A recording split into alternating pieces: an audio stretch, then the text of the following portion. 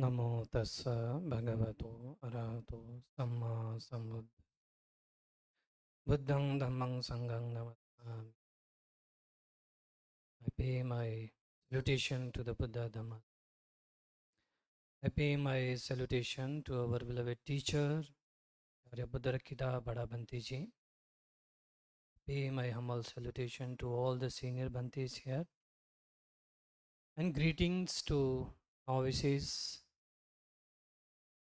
all the bhikkhus, novices and upasakas and upasikas. And I'm thankful to Bhanteji to give this opportunity to share few words of the Dhamma. So today I have selected one small sutta. The name of this sutta is Samadhi Sutta. So I will be talking on this.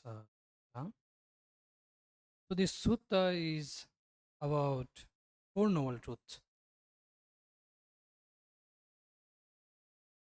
As you know, it is good to hear repeatedly on Four Noble Truth because it is said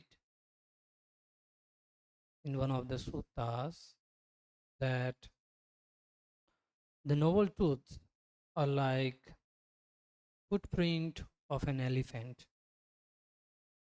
That footprint which is in the forest, which can assemble all the footprint of all other animals. The footprint of an elephant can assemble all other footprint of different animals. Similarly, in the Four Noble Truth, whatever kusala, whatever punya, and whatever paramis are there in the world, they can assemble into the Four Noble Truth. They come into the Four Noble Truth. So it is very necessary for us to listen about Four Noble Truth repeatedly. By listening repeatedly, we can strengthen our wisdom faculty, anindriya, and that will give up some insight, some knowledge, some practical knowledge. So let us start this sutta. First, I will read in English, in Pali language, then I will read in English translation. Samadhing bhikkhave bhaveta samahito bhikkhave bhikkhu yatha bhutang pajanat. Monks develop concentration. A concentrated monks understands things as they really are.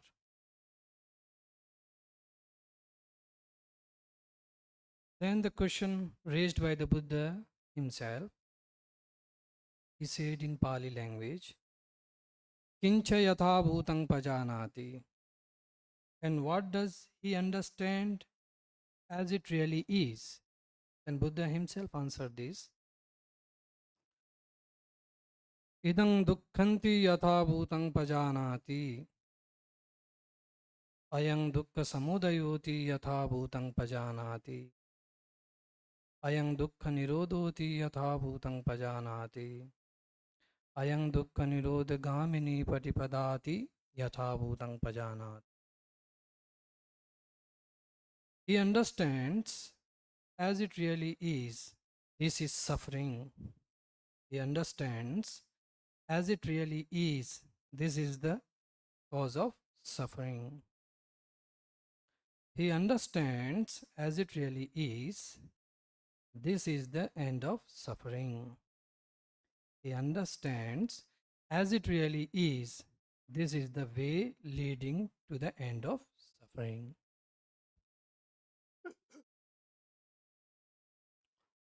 Samadhing bhikkhave bhavete samahito bhikkhave bhikkhu yatha bhutang pajanati.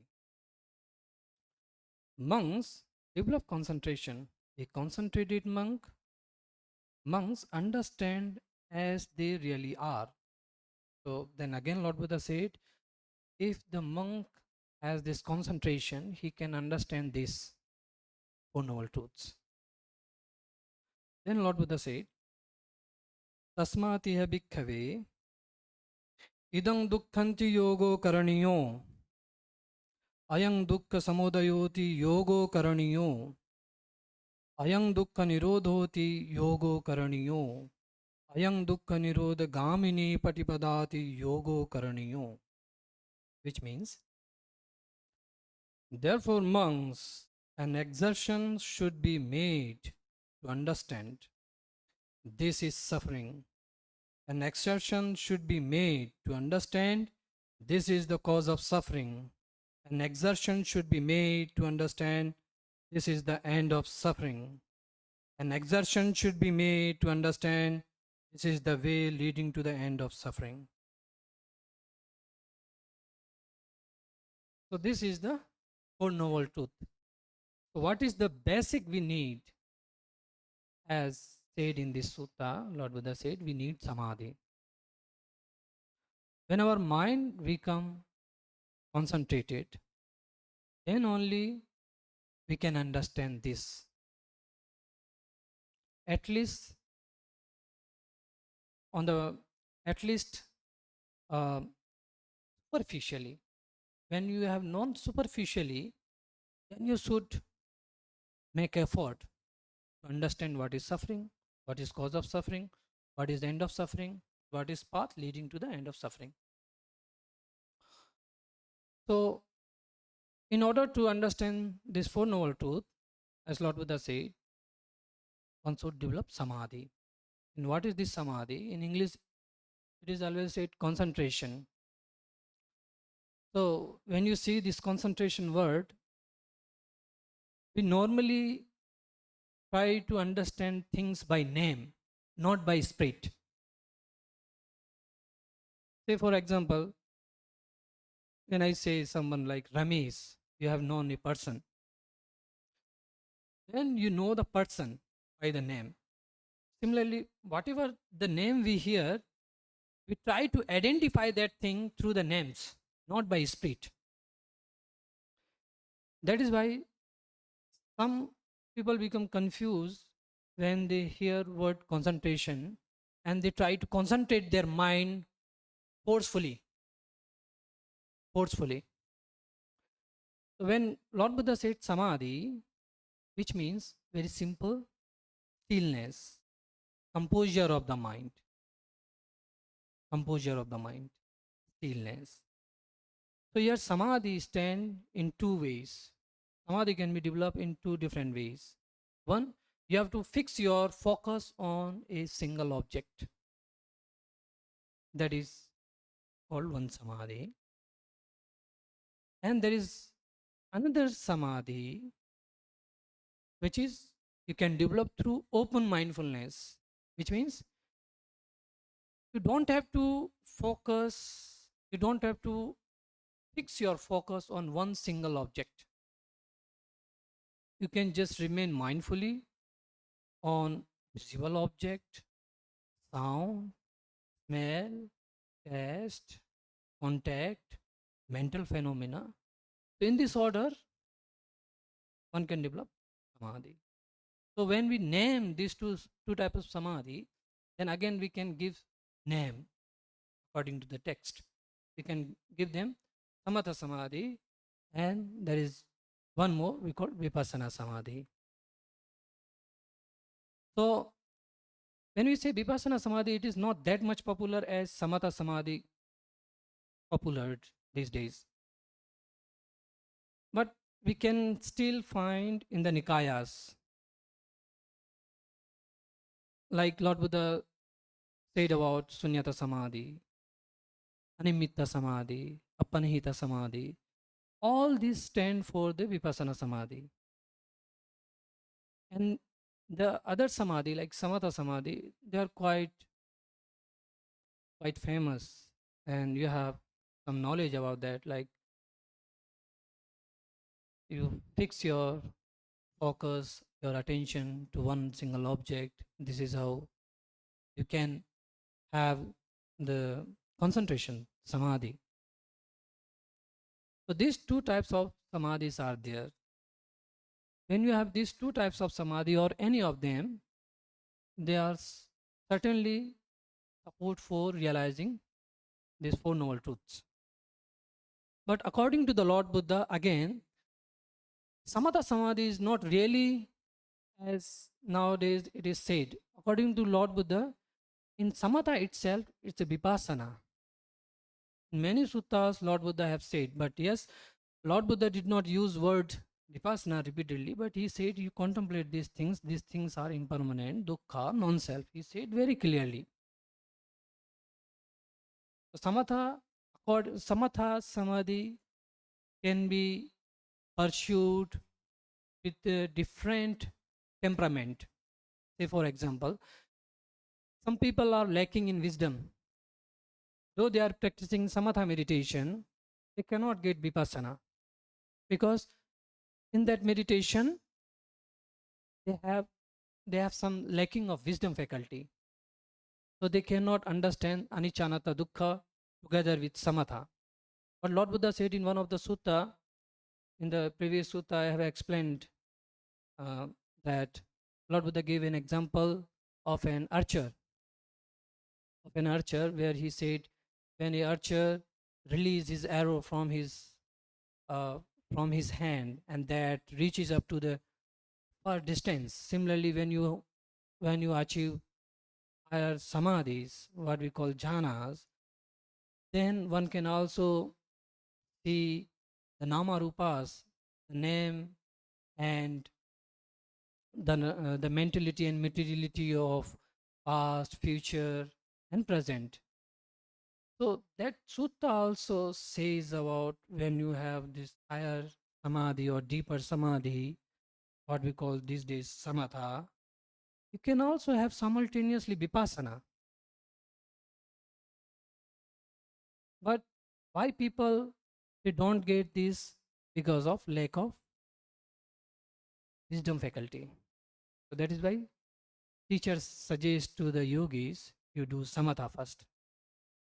When they attend samatha first, then they tell, oh, now you do vipassana. Then they strengthen their wisdom faculty. Okay, so these two type of samadhi. So now let us proceed to the first noble truth. Lord Buddha said, dukkha sacca. So what is dukkha sacca? The dukkha in itself is a great meaning. We cannot, in some cases, in our cases, we can understand dukkha in the sense of bodily pain, mental pain, and some agitation, some irritation. This all comes dukkha at our level. And there are some dukkha which we never felt, which we never feel as dukkha because we haven't gone to that stage. Say, for example, in the Vipassana Jnanas, it is said upakilesas, the impurities of Vipassana, where you get lot of joy, lot of happiness. At that stage, we are not really aware that whatever is compound thing, whatever are made from mental formation, they are dukkha, abbe sankhara dukkha. We don't have that spirit, we don't have that knowledge. That is why we get misled. We get misled and we started claiming ourselves that we have realized something sotapanna, riya magga phala, something like that. Because we have not understood dukkha at that level also. We have to be aware on that level as well. Then only we cannot mislead here and there. What is that?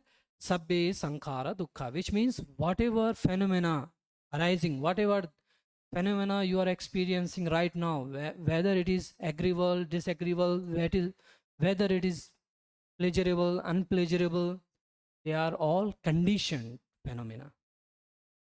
When you understand like this, then one can get some more progress. in the Dhamma. Then one can understand dukkha in a deeper level. In some cases, like in Vipassana Samadhi, Lord Buddha said about Sunyata Samadhi, Animitta Samadhi. When one person reaches such stages after doing repeatedly Vipassana practice, so what one find that, oh, there is no sign. Sign of what? Sign of body, sign of sound, sign of visual things, sign of smell, sign of taste, sign of body, and sign of mental factors. They do not experience that. So then again they mislead. Then they started claiming that stage something else, Ariyamagga. It is a kind of samadhi, vipassana samadhi, animitta samadhi. Similarly, sunyata samadhi. You don't find any essence. Essence of what? Essence of self. And again, what mislead. So, although they are very, very powerful samadhis, but still they are dukkha. Why? The Lord Buddha said, how to contemplate them? How to contemplate them? Then Lord Buddha said, this is formed by mental volition, chetana. That is why they are dukkha. Even though they are not painful, they are not burdened, they are not making fire inside the mind, they are not torturing our body and mind, but still they are dukkha. Still they are dukkha. A disciple of the Lord Buddha should understand like this. Then only one can understand dukkha in a deeper sense.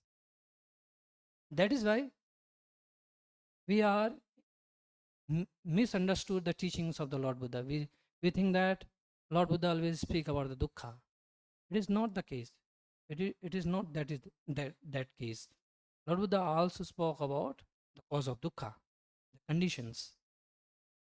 So as you are aware on the cause of dukkha, there are three types of cause of dukkha. Lord Buddha said, amatanna, bhavatanna, and vibhavatanna. These are the cause of dukkha. When our faculties are matured, then we can see that. If not, then still superficially we can also see. Say for example, we have some uh, some problem regarding food, and whatever food we like, if that won't get, what happen? We have some mental tension, mental pressure. So that is a kind of dukkha, we can say, at our level.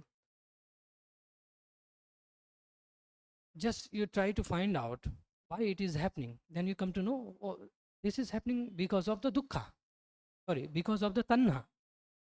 And more deeper you realize this thing, you see this thing, then you come to know, oh, whatever the body and mind, they are caused by the kamma again. And why we did kamma? We did kamma through chetana. That is why Lord Buddha said, chetana ang bhikkhave kammang vadami. Chetana hitva kayena vacha manasa. Then again, we reached at the stage of tanha. And why we perform kamma? We perform kamma because of these three types of tanha again. Kama tanha, bhava tanha, and vibhava tanha. Kama tanha means desire for sensual pleasure. Bhava tanha means desire for becoming. Vibhava tanha means desire for ending of existence. So because of these three cravings, three desires, we perform kamma, and because of that we again got this body and mind. When we understand like this, then one can understand that this sankhata dhamma, this condition phenomena, what we call body and mind, has no essence of passion, lust, greed. They are viraga dhamma. And when one can see that when you see all the time the nature of mind, the nature of body, that these are the subject of arising and passing away. And then Chandaraga, then wish and passion will be suppressed. And there is no upadana, clinging for these five aggregates. Rupa upadana khanda, Vedana upadana khanda, Sanya upadana khanda, Sankhara upadana khanda, Vijnana upadana khanda. So now, when there is no upadana, there is no tanna. Because of tanna, there is upadana. So this is the Nirodha Satcha. Now again, Nirodha Satcha can be divided into two groups. Lord Buddha said in one of the sutta, Tadanga Nirodha, that is momentarily end of suffering. Or you can say momentarily end of craving. And then there is permanent Nirodha, permanent end, which is realizing Aryamagga Phala, or specially it stands for Arhanship. That is considered as highest Nirodha. Now in Tadanga Nirodha, what Lord Buddha have said, again it should not be misunderstood. Tadanga, momentarily Nirodha, is not just for some time, for few minutes, for some hours. It can last up to 1 week. It can last up to 2 weeks, 3 weeks, 1 month, 2 months, 3 months. As I said, we should not take words according to our perception. We should take words according to the Lord Buddha's spirit. When you practice, then you can also see that, as Lord Buddha mentioned in Tadanga Sutta about Tadanga, that the craving which is momentarily suppressed, craving which is not for sound, which is not for the visible object, which is not for the smell, which is not for the taste, which is not for the contact, which is not for the mental object. So it is because you are seeing things very clearly, seeing the nature of Sankhata Dhamma, conditioned Dhamma, Nama and Rupa, that they got the nature of arising and passing away. They got the nature of impermanent. They got the nature of dukkha. They got the nature of non-self. Then there will be no craving for some time. When I say for some time, it can stand for 1 week, 2 week, 1 month, 2 month, 3 month, up to long time, until we don't strengthen our wisdom faculty. You can experience up to many days. So when the faculty of wisdom is fully matured from all the way, from all the direction of rupas, direction of mind, when this faculty of wisdom fully matured, then only permanent nirodha can be realized. And it can be realized only in fourth noble truth, which is Arya Tangika Magga. When you repeatedly practice this Samadhi and other 7 part, and Samadhi, Samasankappa, Samavacha, Samakamanta, Samajiva, Samavayama, and Samasati, when these 7 are fully matured, and then they give rise to the Samadhi, the right Samadhi. When this right Samadhi are fully matured, and depending on that, the faculty of wisdom, Samadhi again fully matured in the form of anicca, anatta, dukkha. When it fully matured, then only asankhata Dhamma can be seen. And it is said very clearly in one of the sutta called Asankhata Sutta, where Lord Buddha spoke about three types of samadhi, the same samadhis. We have already discussed about sunyata samadhi, animita samadhi, apanahita samadhi. So at this level, you understand arising and passing away of all dhammas at the level of samasamadhi. All the namarupas of the past, present, and future, you see anicca, anatta, dukkha. When the wisdom faculty is fully matured from all the direction of rupa, direction of mind, then only nibbida viraga will arise. And then when nibbida viraga arises, disenchantment arises, then other things will automatically will arise. So this is all about this small sutta called Samadhi Sutta. And why I have selected this sutta? I have selected this sutta only because of Samadhi. Samadhi should not be misunderstood. When we have good Samadhi, any Samadhi, let it be Vipassana Samadhi, let it be Samatha Samadhi. And I have also explained about when you have Samatha Samadhi, you can also have simultaneously Vipassana Samadhi. It is said by the Lord Buddha himself. But because of lack of some conditions, we don't possess with the wisdom faculty.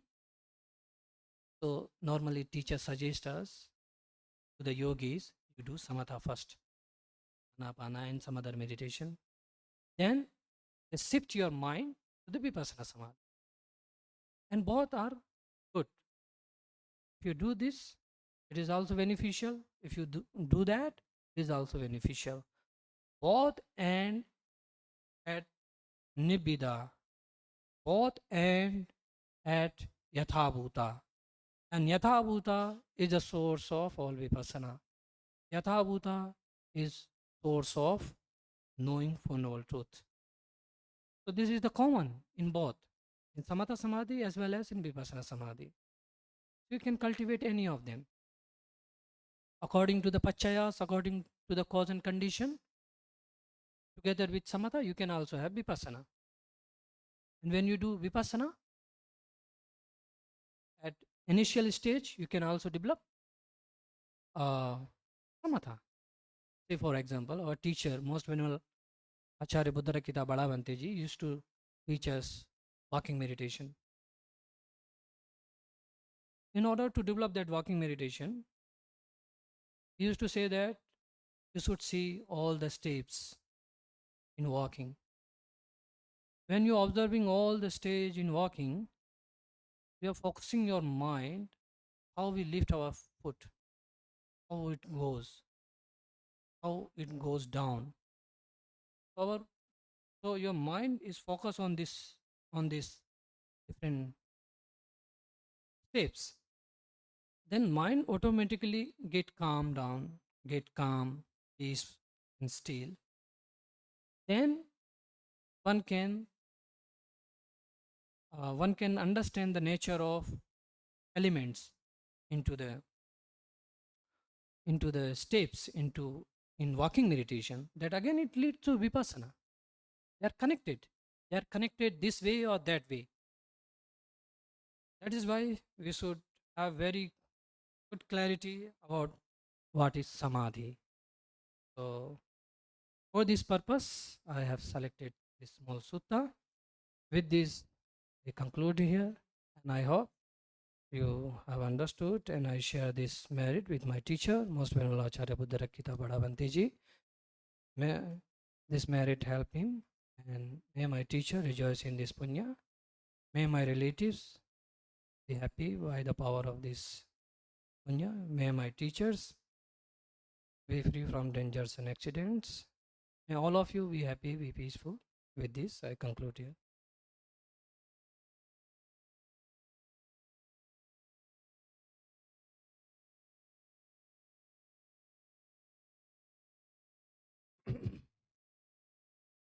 Thank you very much, Banteji, for this wonderful Dhamma discourse. Samatha, Vipassana,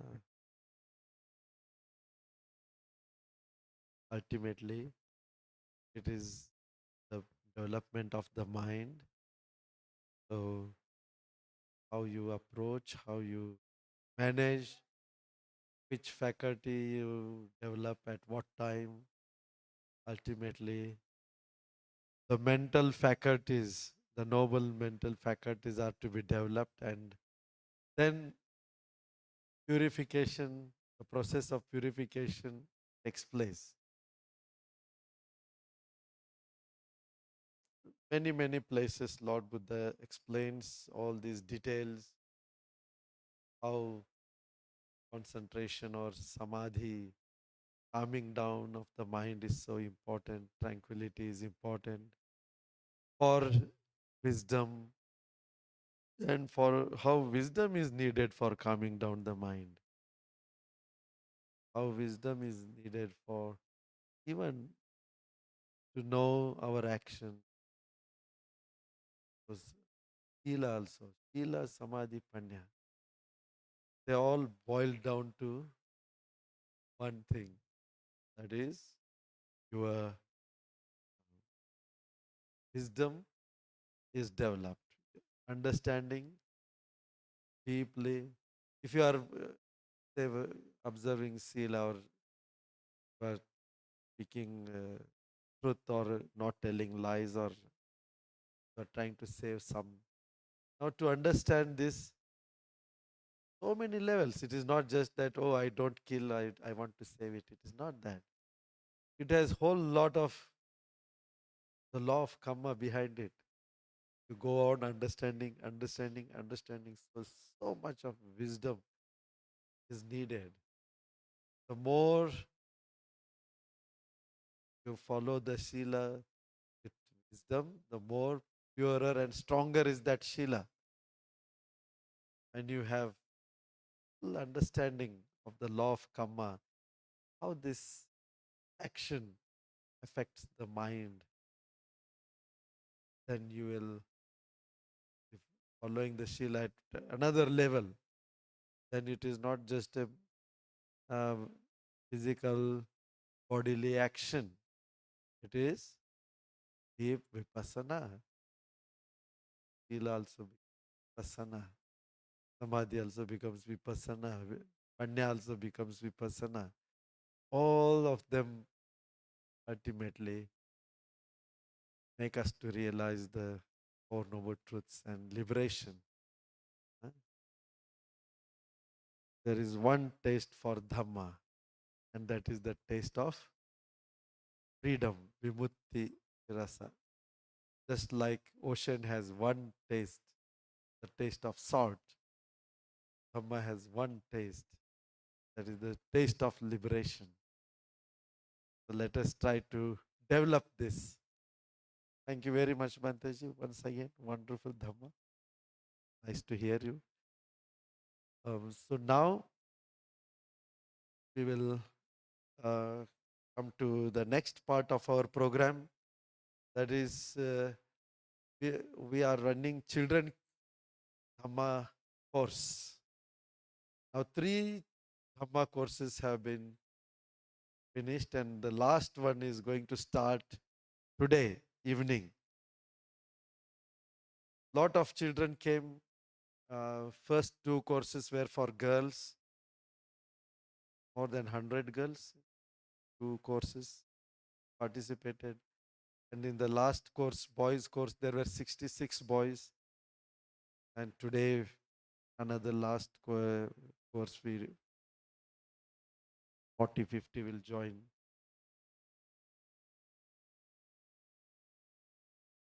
So it is a very, very valuable gift that you can give to your children.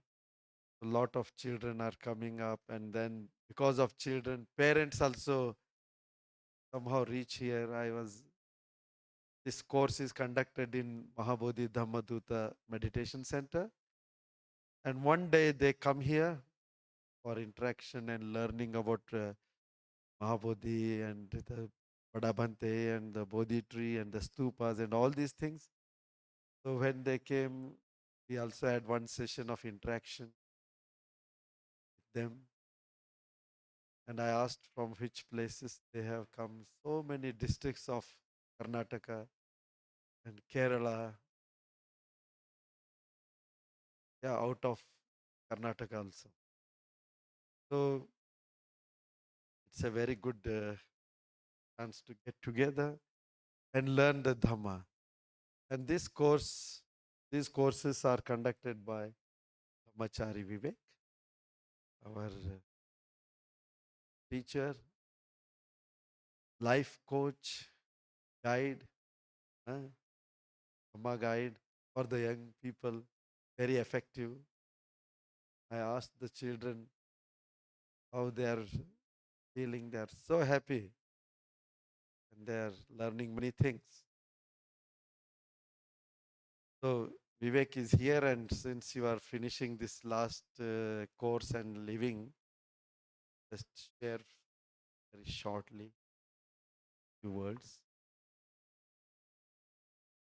Wazira, we also would like to thank them. Now, first we will thank huh?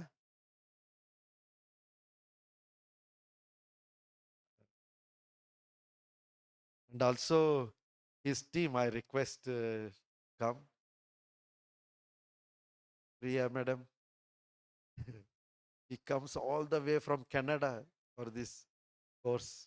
He is assisting and he is also helping. And Angmo from Ladakh. Huh? As Bante said, we had many children coming, especially the recent boys course. We had more than 100 application, though the facilities was only for 64, and many of the boys had to return because they came with not proper registration, which means there's a huge demand for Dhamma, as the parents understand that it makes children more grateful.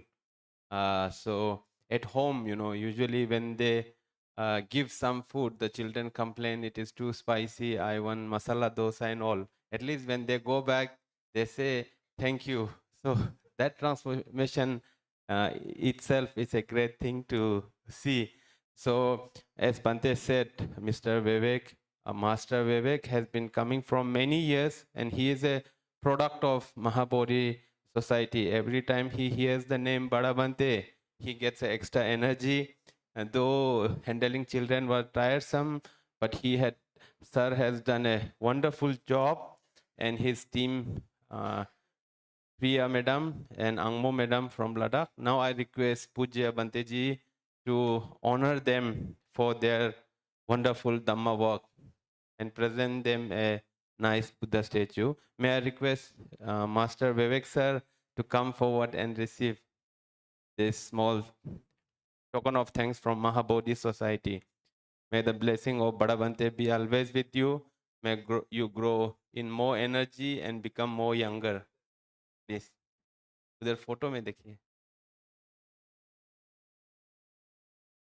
Sadhu, sadhu. And Vivek sir, you are the best to honor Priya ma'am. So please, Priya ma'am, Vivek sir डाल देगा.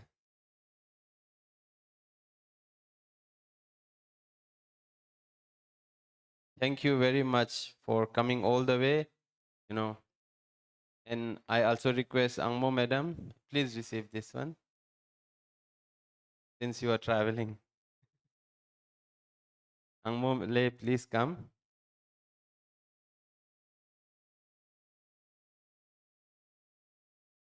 तीनों एक group photo लेंगे हाँ बंदे को तरफ देखिए. Say sadhu please. Sadhu, sadhu, sadhu. Agasong. Ikaduk sa amaltos.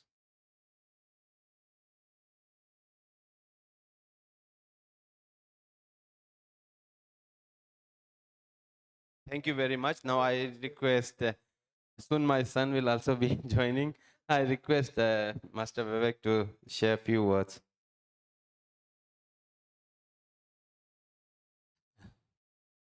Namo Buddhaya, most venerable Bhadabhanteji, venerable Kassapa Bhanteji, Honorable Ananda Banteji and all other bhikkhus, samaneras, and our devotees here. This is our 5th year running the children camp, and it has been yet another wonderful children camp so far. We have the last camp, 4 days camp coming up today. From our experience with the children, I would say it's really challenging. Imagine you're with 60, 70 kids and 3 volunteers, and they're all like from the age of 12 to 17 years. And all of you might be wondering, how do we manage these kids? And some parents actually, when they came on the first day, they were saying, ಹೇಗೆ manage ಮಾಡ್ತೀರಾ ಎಷ್ಟು ಮಕ್ಕಳು ಇದೆ and all this. And then I said, ಪರವಾಗಿಲ್ಲ ಇದು ಏನಿಲ್ಲ, this is very small, you know, we manage more than 100 kids. So the parents felt like, okay. So I just would like to give a few examples of how we teach the kids. We teach the same thing, Four Noble Truths, Eightfold Path, 5 precepts and all that. So as today when Bhantiji was telling about the Four Noble Truths and the Samadhis, we also do the same thing with the kids, but we actually play games with them with Four Noble Truths and the Eightfold Path. This time we asked them, we gave them the Eightfold Path and we said like, how would you show the progressive path of Eightfold Path? Can you draw something? You'll be surprised what the kids drew. One kids draw Statue of Liberty, and on the Statue of Liberty, they put right understanding, right thought, right speech, and like this. And we're like, wow.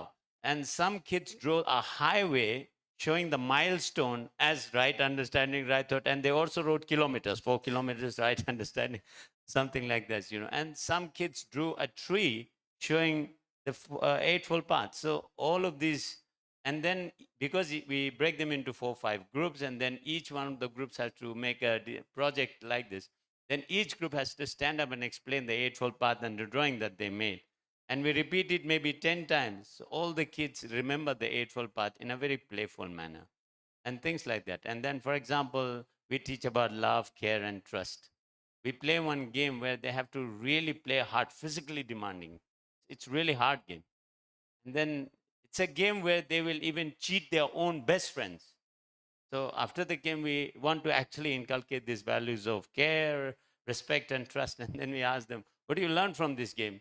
And the kid says, don't trust even your best friends. So these are the things we actually do with the kids. And then they realize like how, for the sake of winning a game, they can actually cheat their friends. And one very good thing after the game, we take feedbacks from the kids.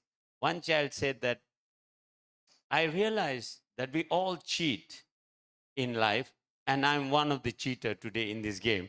So like that. So we really have fun so much.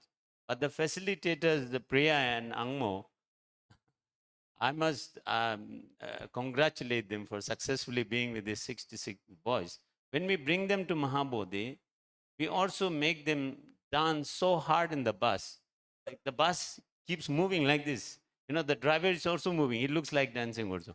And we make sure that the kids dance so that they also understand. So Angmo was in the bus all alone with 66 boys playing and dancing. And so it was whole evening we spent planning for the next day. And not only that, for each kids, we discuss how this kid needs to be worked. What is his emotional this thing? What is his this? What is this? And sometimes when we see some of the kids, we feel like they must be with us for 1 month and their life will completely change. Sometimes we feel like 7 days is too short for some of the kids, but for some kids, 7 days is more than enough. So I hope that in future we could do a longer course. And one more thing I want to, because so many parents are here, I just would like to say that the kids tell us all the stories of your family that happens, how mother and father have their Mahabharat time, you know.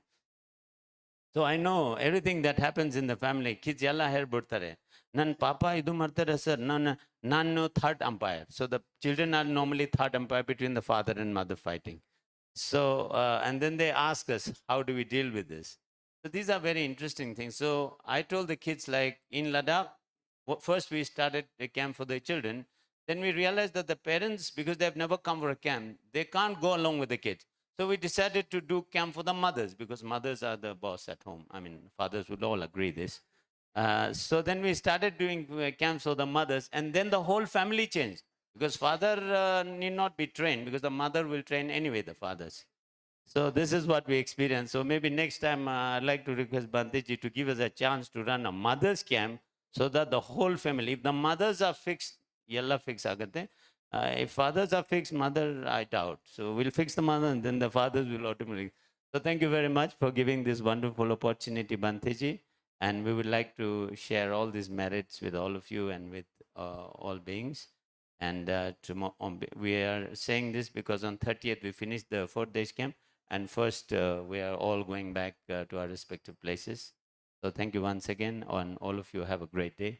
Thank you, Bhanteji, once again.